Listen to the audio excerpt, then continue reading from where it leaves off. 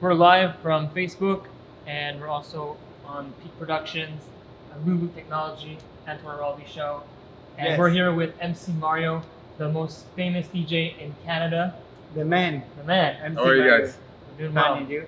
Thank you for inviting us to your club. It's amazing. Pleasure for me. So, how does that get started? Where did you start with music and all that career, everything about it? Well, I started DJing a while ago, then like in clubs in downtown here.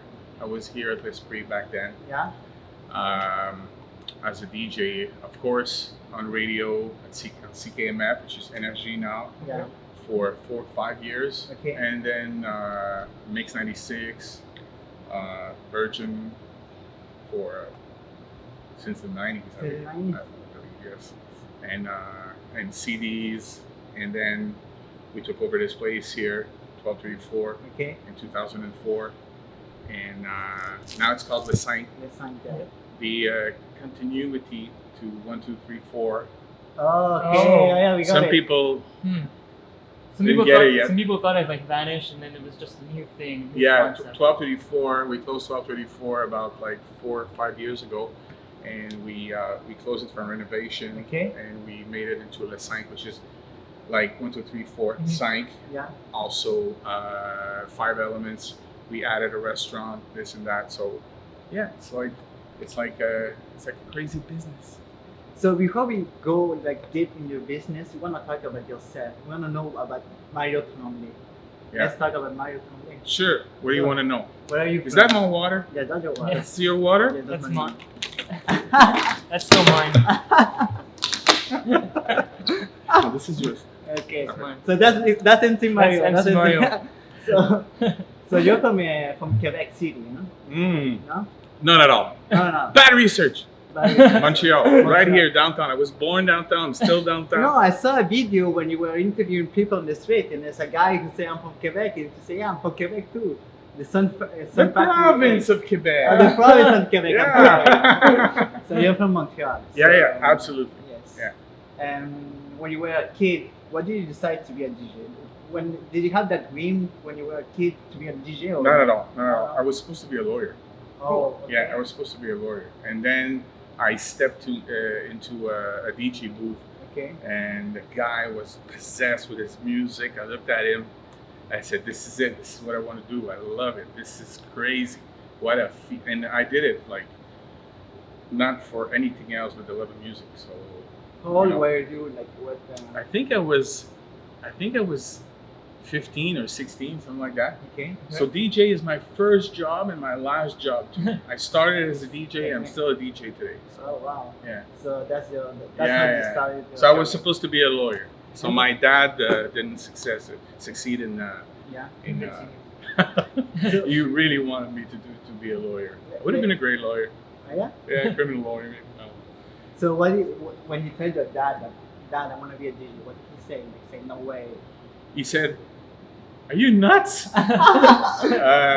My mom said, "If I remember, you'll go nowhere Okay. with that project." Yeah, everyone was against it. So Okay. yeah, but I didn't care. You didn't care. I didn't care much. So you went all in. Yeah, well, I had nothing to risk in Yeah. a way Okay. because first of all, I had nothing, Okay. and that's what I wanted to do back then. So there's no risk when you love what you're doing. Yeah. And it was an amazing career. We know Still I have is. it. I can't complain. I can't complain. This is like this was a crazy ride. Yeah. Yes, you have Don't be scared. to. So Well, they're gonna cut. I'm gonna keep this. so As you guys want. you say that you didn't have anything to risk. You didn't have any fear. That's why you went out in. Like you said, this is what I want to do. This is my passion. This Yeah, is yeah, exactly. You want to be a DJ, and back then, I believe there was 100 DJs Okay. in Quebec. It was being a DJ wasn't Wasn't- it wasn't in, Mhm. you know. So it was like a curious choice of career, but I believed in it, and I loved it from day one, and I still love it today. The business is changing. The business is you have to turn around every 2-3 months, change direction, and you adapt, and with social media and everything. So it's fun. It's really fun. Where did you learn the skills to become a DJ? Well, my mentor was Michel Smart from the Limelight back then, and also Barry met. I was from the Lime. I was listening to both of them, and that was the inspiration. That was the inspiration. Yeah. So you just like listen to the music and then try to copy what they were doing, or like you just. Well, just to learn the technicality of like the mechanics of it, how you mix like one. And back then it was like, you don't know this, but it was, we used to play vinyls with turntables, like with the needle and the whole thing, and the sound was impeccable, and it was a good time. I mean, it was fun. It was fun. Yeah. And tell me about your first time that you went on top of the DJ's booth, and then you start doing the first show that you did on the ultra club thing. Well, I learned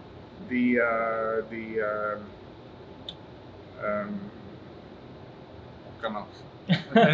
What do you want to? I want to know you. I want to know you. Like the first time you went on top, the first show that you did with people like how was it like? Okay. The first time I played was like actually a couple streets right here. Okay. Like maybe a minute walk from here, from 1234. It was called La Folie, and I started like on a weekend, a busy night, crazy night. The club was jam packed, and it was like right there. Like I knew the first time. I think the first time I played at a festival was one of the first time. The one I remember was at the Olympic Stadium. We had about 15,000 people. Okay. That was back in the new wave era. It was absolutely crazy. How bad we met was spinning on that night. I remember it was a big lineup. It was much fun. And lately, the one I remember is Les Regattes de Valleyfield. Okay. And like again, 15,000 people. Those are big shows. On a Thursday night. I did it like 3-4 years in a row. Okay. And every year it was like absolutely crazy. Every year the weather was perfect. I was like, of course I did a few festivals along the way in Quebec City, in Chicoutimi, everywhere. Like I have some this summer. So Cool. Great feeling. Great feeling. And now at the club de Cinq, do you play on the? Yeah. I'm spinning the Saturday Grand Prix Saturday. It's going to be called Excuse My French. Just my French. It's going to be called Excuse My French on F1 edition, along with Realism. Okay. This is going to be a great night. We always have a great Grand Prix. And I know that you just reopened the Vladimir Putin restaurant. Yeah, it's a seasonal restaurant. It's a fun restaurant. It's Vladimir has nothing to do with the Vladimir Putin because it spells Putin. That's the chief over there. But we spell it Poutine. So there's no political There's no confusion. Yeah, okay. relation of any sort. It's just Putin. So it's La Poutine de Vladimir. Okay. It was just an idea. We can open a dépanneur and call it Johnny Depp.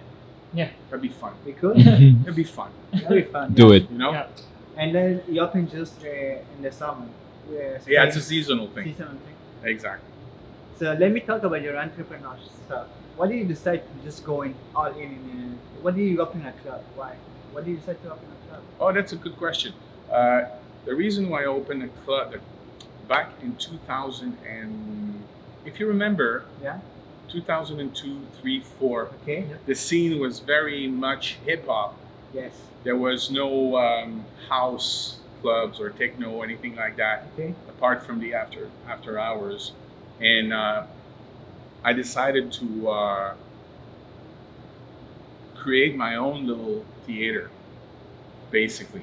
Okay. If you remember, Celine Dion built a theater in Vegas back Okay. then with René Angelil, Yeah. and I looked at them. I said, "This is amazing. Of course, we don't have that budget, but we." I said, "Why don't we do the same thing instead from going to one club to the other?" La, da, da. So we opened the 1234 back in 2004, Yeah. and I was spinning here every weekend from 2004 till 2009 or 10, I believe. Okay. And I started touring again, and yeah. So that's- you did it for the adventure. Like you really want to create that. Well, there was no stage for No stage. music like mine. Okay. There was no place for me to spin. And then you decide to do it for yourself. So why don't we create it and we make it happen? You know. But then where did the demand go for the CDs? How did that happen after? Because you said like 2004, and now we have like records here 2007, 2008. What happened during those years? Were people just approaching you and say, "We want you to start having CDs of your own," or was that your idea? Oh yeah, that's a good question. What happened is I was producing music with Polygram back then, and I had a conversation with one of my friend, German. Hello, Derek Steed, and I had a conversation with him. We were talking about production, and then he told me, he goes,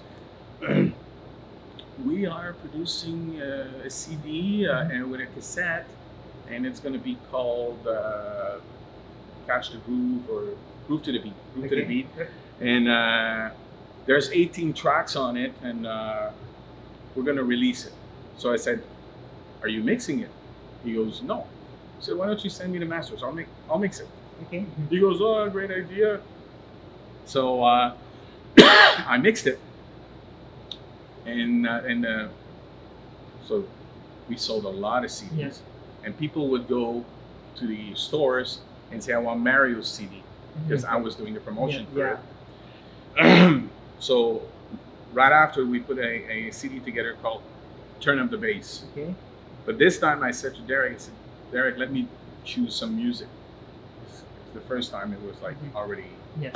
packaged and everything. Okay. So I decided to get in the business a bit and, you know, do the selection, select the music, mix it.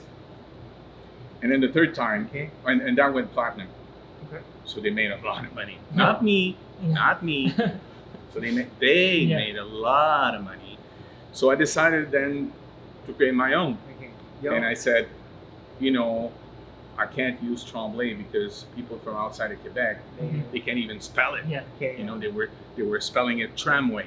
I'm like, okay, let's get rid of Tremblay, and I added MC in the front because DJ Mario sounded a bit. Like Dr. Mario and Yeah. So I put MC Mario. What does and, MC mean? Master of Ceremony. Master ceremony. Yeah. And then we started the new series, and the rest is history. So you have like you open your own record label. So you. Yeah. Apart from that, after that, I opened my own label, Tycoon Records, Yeah. and that was feeding into the series because it was too hard for the big record companies to license fast. Okay. You know, there was a lot of red tape and stuff. Me, I was able to call my friends in Europe and everywhere and say, "Hey, I love this track. I want it." Boom, boom. In a matter of an hour, it was the done deal. So it was more a question of being able to react faster. And you know what? I know one of the songs from Sun Factory. Yeah. Pásame la botella. Pásame la botella. Yeah, I know. That was huge. That was huge? Yeah, the trick for the summer, because I'm putting a summer CD right now together, summer anthems, and the trick is to get the song of the summer before the summer, because you produce this like beginning of the year basically. Okay, yeah. So you got to be able to predict. You got to be able to catch the trends. catch it, or make the trend. you Yeah. know? Okay. Yeah. Okay. Wow. And So now what are your next projects? What are going? Bring back the expos. Bring back the expos. No, my next project. I'm my hands full right now with the projects and summer anthems. Yeah. This is going to be released sometime in July. We're mixing it next week, so this is going to be fun. Always fun. Always on Virgin Radio, on weekends, party weekend. In here, with everything we do here, it takes a lot of, and also festivals this summer. Yeah. So I'm going to be doing a few festivals, which I can't talk about right now because it's not out yet. So it's going to be a fun summer.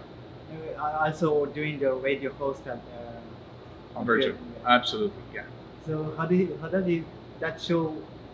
Well, I listened to that show, but you put and I think you do it here live, huh? You do it on the club, the Cinq?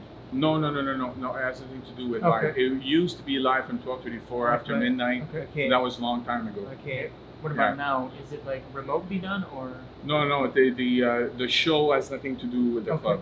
Absolutely nothing. The show is totally packaged for radio. It's a radio production slash more housey beats. Is it pre-recorded or live? It's part of it is pre-recorded. Of course, people understand that the top 10 is being broadcast in Greece and in San Francisco and of course here and everywhere. So that part can be live, of course. Okay. And I want to talk about Spotify and Apple Music. What do you think of those services right now? Like a lot of artists, they don't really like Spotify or Apple Music because they don't get any money from it. What do you think about it? What I think about it, I think it's the return of the elevator, because people paid so much money for their music back then. I remember you would buy an album and have like 18 tracks and only one or two was good. And people would get ripped off.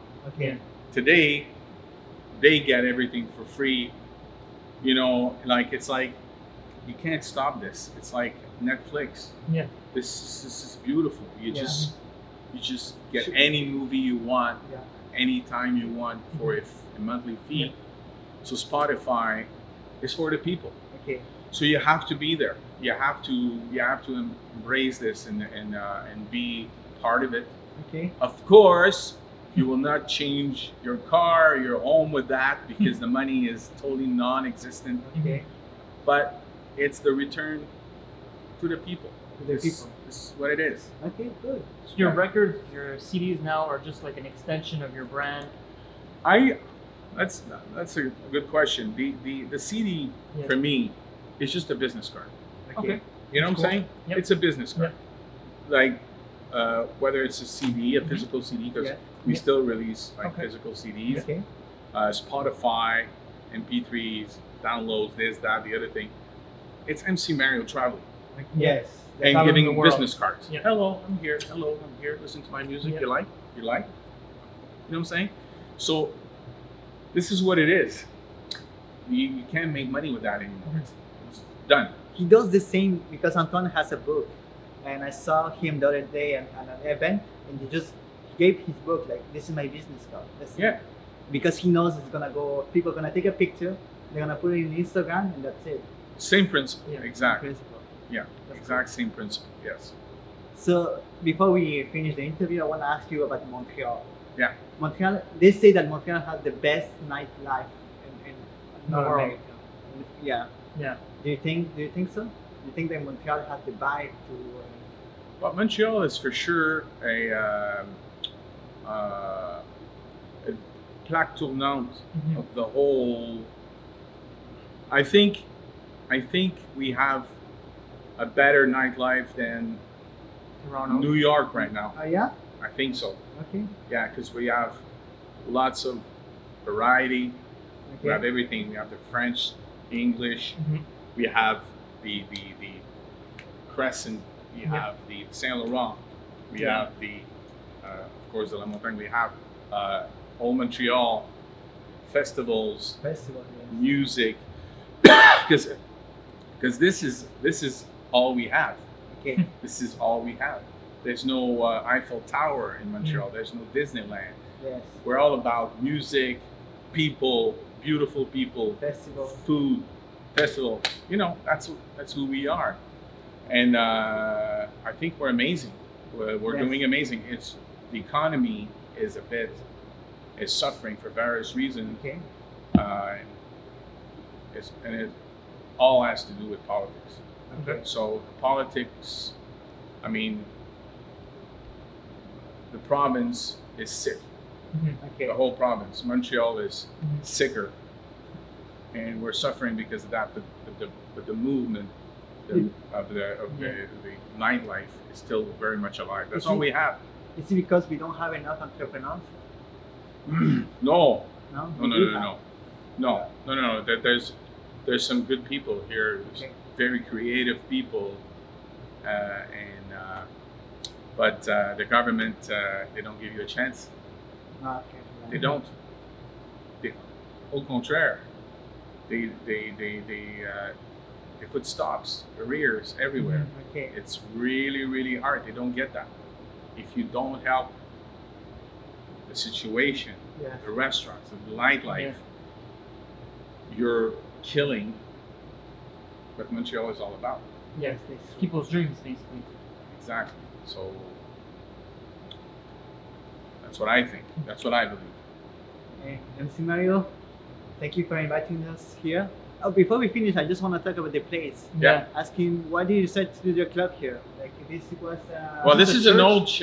old chapel from the Yeah, 1800s, yeah. and it's very spooky when you're Yeah. alone here. Thank God you guys are here. It's I love the fact that there's high ceilings and you know, and the sound is impeccable. It's a good room for the sound, you know. Okay. So And then you get some people that say, "Wow, no, a club in a church. What's going on?" You know? yeah, for sure. Yeah, people are very curious. Oh Yeah. wow! We love it here. Hey, amazing. All Thank right. you, MC. It's a That's pleasure it. to Thank you. interview. All right. interview. Merci. Merci. Adios. Thank you. Adios. Thank you for watching until the end. So don't forget to subscribe to the channel, like the video, and hit the bell for more notifications.